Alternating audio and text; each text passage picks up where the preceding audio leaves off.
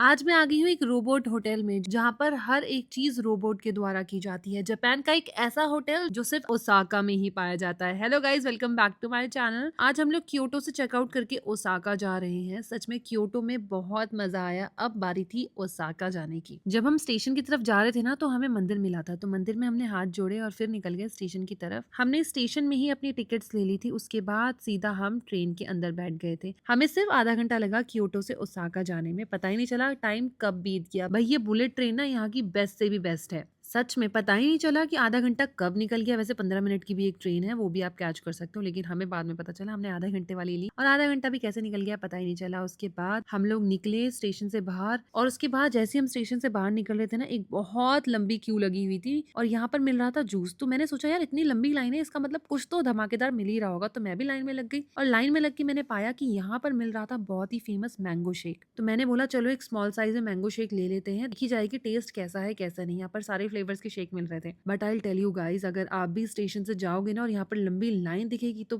Please please try करना, because ये बहुत ही ज्यादा मजे का था। पता नहीं मैंने स्मॉल साइज क्यों लिया। अब मुझे खुद ही पर गुस्सा आ रहा था, लेकिन कोई बात नहीं। अगर आप जा रहे हो तो सतर्क रहना, सावधान रहना। मीडियम साइज या लार्ज साइज ले लेना, बहुत ही टेस्टी था। उसके बाद हम स्टेशन से बाहर निकल गए थे। स्टेशन से बाहर निकलते ही बहुत बड़ी बड़ी बिल्डिंग दिख रही थी और फिर एक अंकल दिखे थे जो एकदम स्टैचू की तरह खड़े हुए थे। जैसे ही वो मूव करे ना, मैं डर गई। बाय गॉड, मुझे समझ ही नहीं आ रहा था ये सच में एक स्टैचू है या फिर एक अंकल, लेकिन ये अंकल निकले। अंकल को कुछ पैसे देने के बाद हम लोग यहाँ से निकल गए थे और पहुंच गए थे होटल में। ओसाका का ये होटल ओमो 7, हमने सोचा भी नहीं था इतना बड़ा और इतना ग्रैंड होगा। हर चीज यहाँ पर खुद से की जाती है, चाहे चेक इन हो, चेकआउट हो या फिर कोई भी सर्विस इनकी लेनी हो। कुछ अलग ही स्टाइल में ये होटल था। हमने सोचा भी नहीं था इतना प्यारे होटल भी होते हैं जापान में। वैसे जापान में कुछ भी हो सकता है, कुछ भी। तो ये तो बहुत छोटी चीज है, लेकिन हमारे लिए बहुत बड़ी चीज थी ये सब चीजें एक्सपीरियंस करना।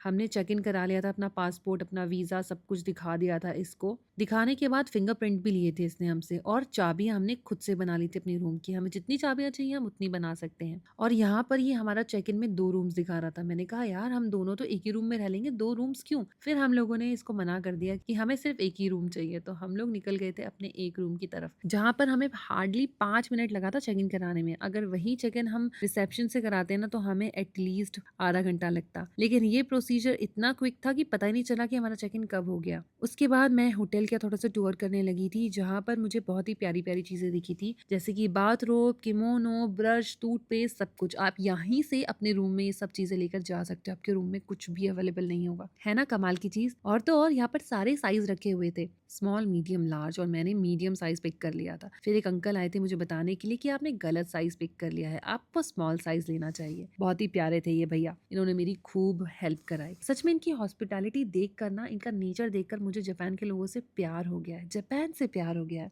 क्योंकि यहाँ की वाइब ही कुछ और है। हर चीज बहुत अच्छी है। दुनिया में आप कहीं पर भी चले जाओ, लेकिन जापान जरूर जाना। और अगर आप बाहर रहते हो तो इंडिया भी जरूर आना। दोनों कंट्रीज मेरी फेवरेट कंट्री है। अंदर जाते वक्त हमें कुछ प्यारी प्यारी सी चीजें दिखी, जहाँ पर बिल्लियां बनी हुई थी। यहाँ के लोग बिल्लियों को बहुत मानते हैं, बहुत प्यार करते हैं। बोलते हैं बिल्लियां इनके लिए गुड लक लेकर आती हैं। अब ये सच है या नहीं, ये तो यही लोग जाने। अंदर आते ही हमने अपनी चप्पलें उतार ली थी और ये था हमारा कोजी सा ब्यूटीफुल सा रूम, जिसमें 2 बेड्स लगे हुए थे और बाहर का व्यू बहुत ज्यादा सुंदर था। सच में रूम देखकर तो मेरा दिल बागम बाग हो गया, क्योंकि रूम में हर एक चीज बिल्कुल परफेक्ट थी जैसे हमें चाहिए थी। Bath tub, washing area, kitchen, mini bar, सब कुछ। और तो और ये प्यारा सा वॉशरूम। जापान में सबसे इम्प्रेसिव तो वॉशरूम ही था। आप बताना आपको ये टेक्नोलॉजी कैसी लगी जापान की। अगर वीडियो अच्छी लगी हो तो वीडियो को लाइक, चैनल को सब्सक्राइब करते हुए जाना। Bye guys, love you all.